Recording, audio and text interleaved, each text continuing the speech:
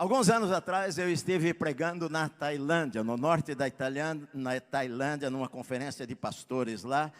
E eu e minha esposa e o meu filho mais velho, Wesley, e nós fomos até a fronteira da Tailândia, o que é chamado de Tríplice Fronteira, lá na Ásia, longe daqui. Para a gente chegar lá na Tailândia, nós levamos 14 horas até Dubai, depois mais 6 horas até Bangkok, e depois de carro até o norte da Tailândia.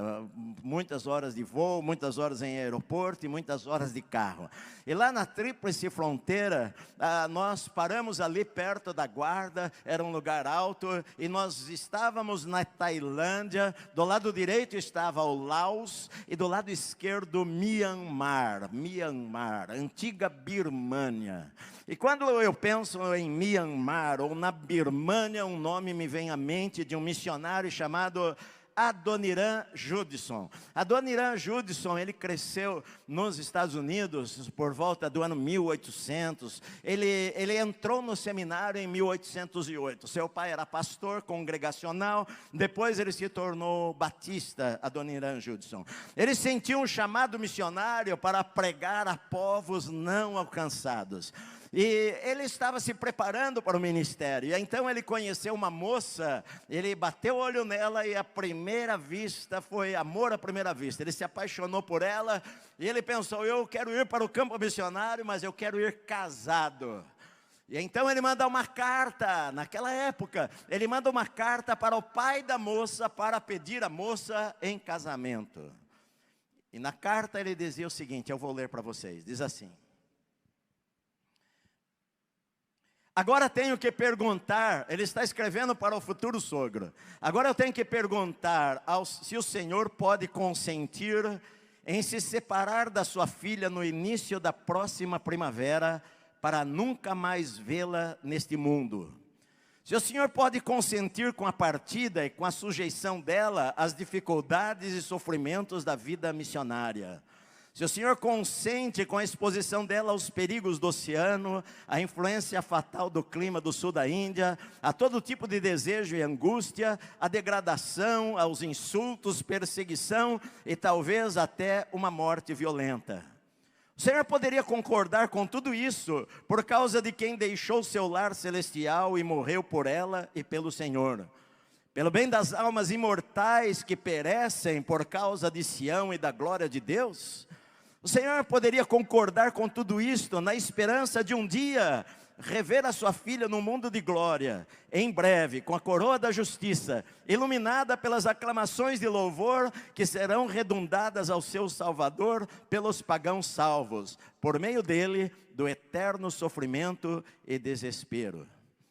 E ele manda esta carta para o sogro dele para pedir a sua filha em casamento. E o sogro, incrivelmente, depois de ouvir e ler essas palavras, que poderia separar da sua filha para nunca mais vê-la, ele responde da seguinte maneira: ela que decide o que ela quiser da vida dela. E então em um mês eles se casam e vão para a Índia, 1811, para mais tarde ir para a Birmânia. Ele fica 2 anos na Índia, e lá na Índia eles se preparam, e ouvem muitos missionários dizendo para eles: olha, não vão para a Birmânia, porque lá é um lugar hostil, muitas doenças, malária e cólera e tantas doenças. Lá é um regime completamente contrário a qualquer outra religião. Nenhum missionário que foi para lá conseguiu sobreviver ou foi expulso em breve, mas mesmo assim eles decidem que o chamado deles era para ir para a Birmânia como missionários. Na viagem no mar, o bebê deles morre e é enterrado no mar. Quando eles chegam à Birmânia, e depois de 6 meses, um outro filho deles morre também. Depois de 4 anos, outro filho morre. Todos os filhos que eles tiveram, que ele teve ao longo da sua vida, que foram 13, 7 deles morreram de doenças no país. Adoniram Judson, o alvo dele era traduzir a Bíblia, então eles passam anos e anos, ele passa aprendendo a linguagem, e ele começa então a traduzir o Novo Testamento e o Velho Testamento para a língua birmanesa.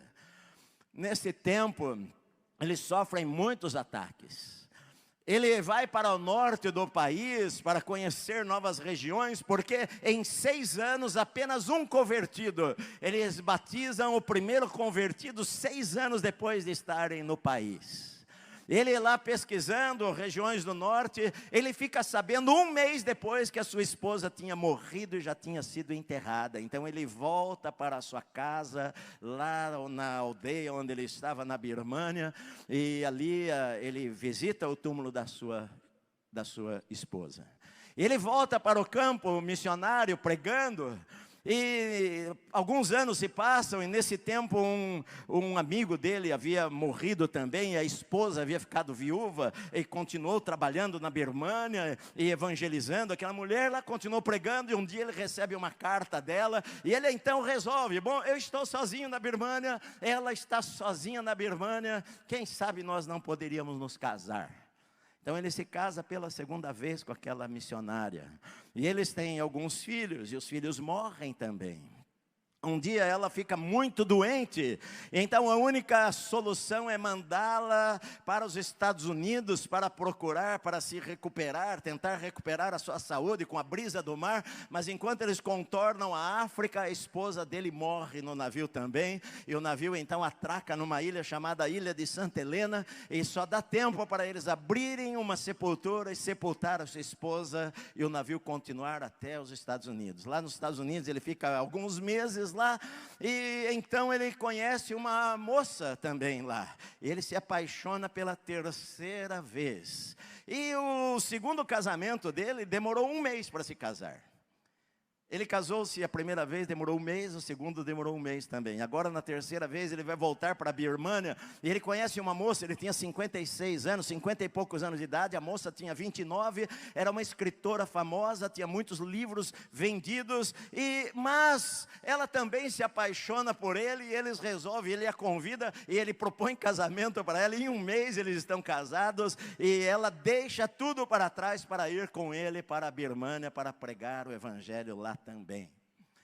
Lá na Birmânia eles continuam, tem alguns meses felizes. Ele é preso porque a Inglaterra invade a Birmânia, tem uma guerra, e aí todos consideram os estrangeiros como espiões. Ele é preso por quase 2 anos, é pendurado de cabeça para baixo para dormir à noite, somente apoiava os ombros e a cabeça no chão e os pés para cima, e por quase 2 anos ele sofre torturas, sofre fome e tudo isso daí, até que um dia ele é solto, porque os birmaneses precisavam de alguém que falasse inglês para ajudá-los a interpretar com o governo britânico.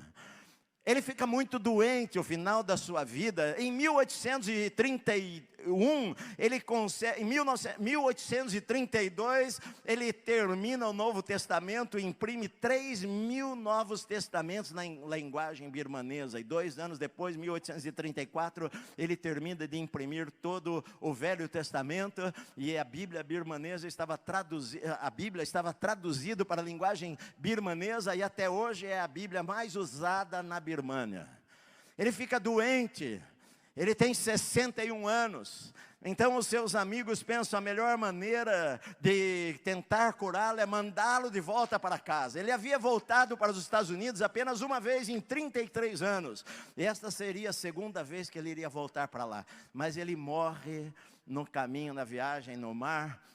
Não havia ali, só havia um amigo com ele, e diz assim a história: não houve nenhuma oração, eles fizeram 1 minuto de silêncio, enquanto o capitão do navio abria a porta do porão, e o caixão deles deslizava para ser enterrado nas profundezas do mar. Sua esposa morre 3 anos depois, e a sua filhinha, que ainda era pequena, morre 6 meses depois. Na verdade, Jesus ele falou: se o grão de trigo caindo na terra não morrer, ele não produz fruto. E Adoniram Judson não morreu apenas uma vez, mas ele morreu muitas vezes durante a sua vida. Alguns anos atrás, no ano 2000, foi lançado um livro por Patrick Johnstone, uma visão mundial de como estava o evangelho em cada nação. E aí colocou lá Myanmar, que era a antiga Birmânia.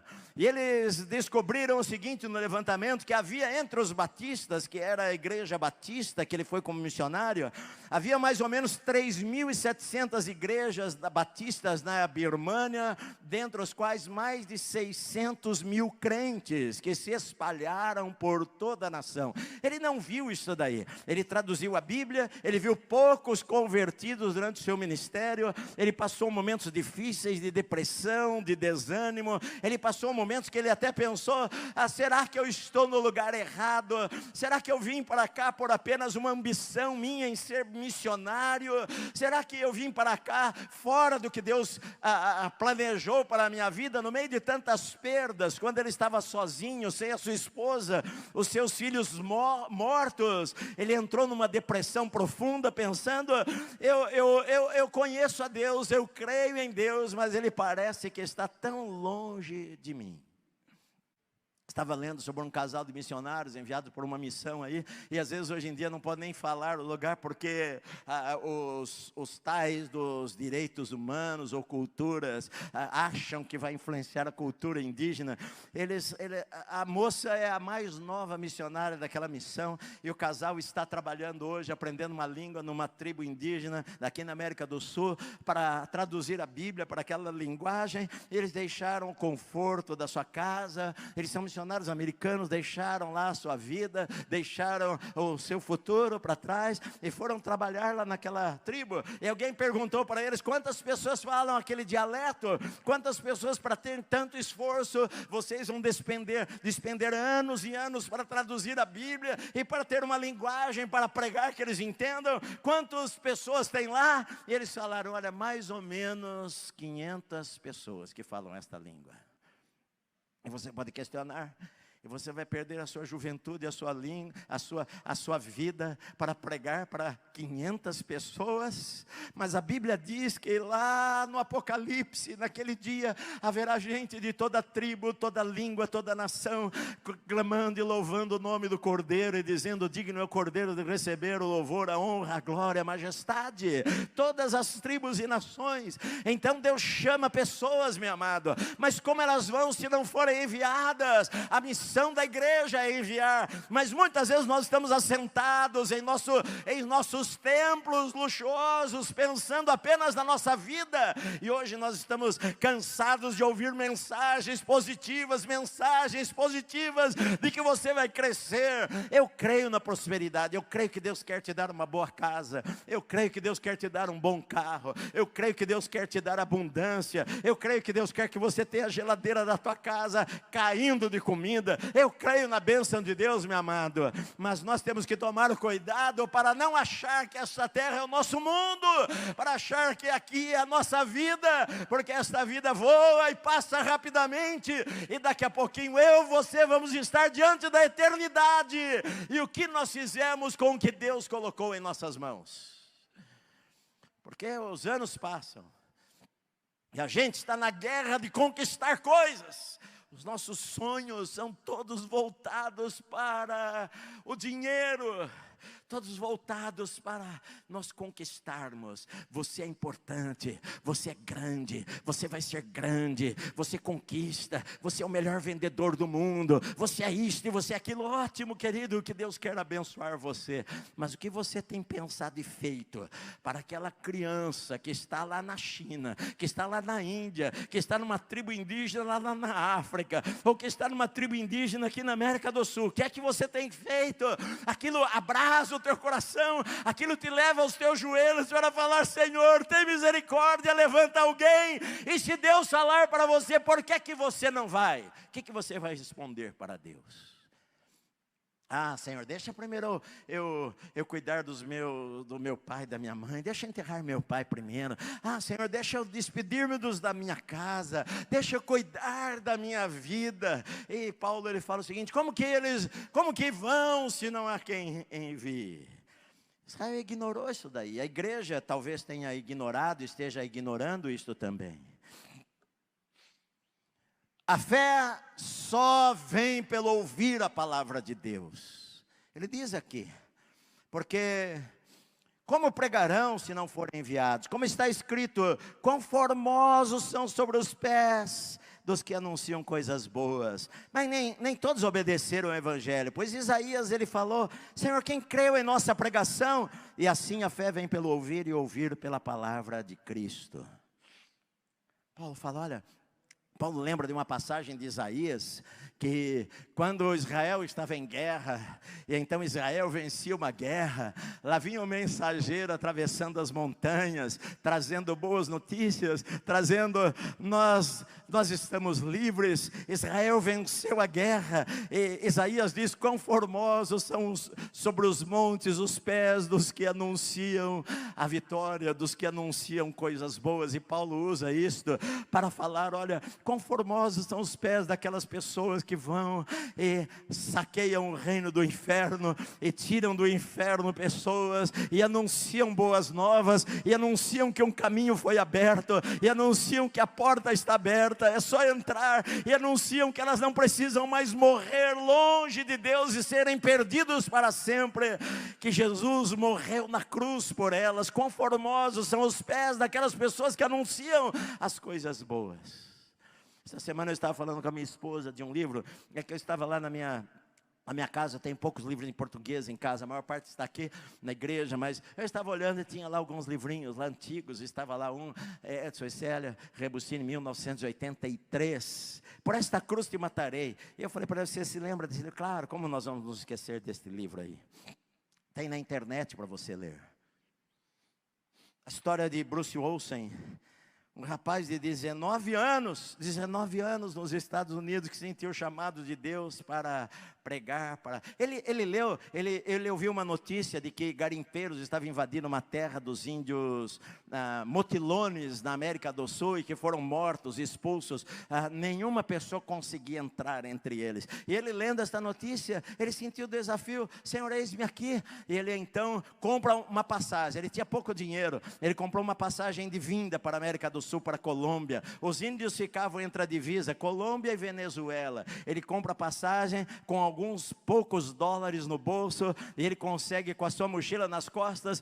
ele montou um acampamentozinho, uma barraca próximo àquela tribo, e começou a deixar presentes ali para eles, deixar espelho, deixar pente, deixar às vezes alguma comida, e ele via que os índios iam lá pegar, ele sabia que os índios sabiam que ele estava lá, até que chegou um momento que ele foi se aproximando mais, e você lê no livro várias vezes, os índios o pegam e espancam ele, batem nele com pau, arrebentam ele, jogam ele no mato, às vezes achando que ele morreu, e ele não morria, e ele voltava lá na tribo, começava a deixar presentes, acho que até que chegou um momento que os índios falaram, bom, vamos ver o que esse cara quer, e o receberam, e tem fotos dele jovem, que ele levou máquina fotográfica depois, ele numa canoa praticamente nu, só com uma tanguinha assim, porque os índios andavam nus, e os índios na canoa com ele, e alguém tirou a foto de trás. Ele está vivo ainda hoje, ele tem 81 anos, e ele trabalhou lá, ele foi perseguido por organizações da Suécia, que diziam que ele estava querendo mudar a cultura indígena, que era proibido missionários entrar nas tribos indígenas, queriam mudar a cultura deles, mas ele se adaptou à cultura deles, a viver com eles, e os anos se passaram, ele ficou 40 anos, mais de 40 anos vivendo lá. Hoje na Colômbia, 70% dos motilones na América do Sul são crentes, são cristãos, 70% são cristãos. Ele conseguiu levar escolas para lá, ele conseguiu que os índios fossem estudar fora, entre eles há muitos médicos, advogados, engenheiros, e todos eles nunca se esqueceram da sua tribo e tentam levar o melhor para aquela tribo. Dentro do governo da Colômbia tem altos funcionários que foram criados entre os motilones, eram motilones, porque o evangelho muda uma sociedade, meu amado. Alguém sentiu compaixão, alguém entendeu que a única maneira de alguém entrar no céu é ouvir a fé vem pelo ouvir e ouvir a palavra de Cristo.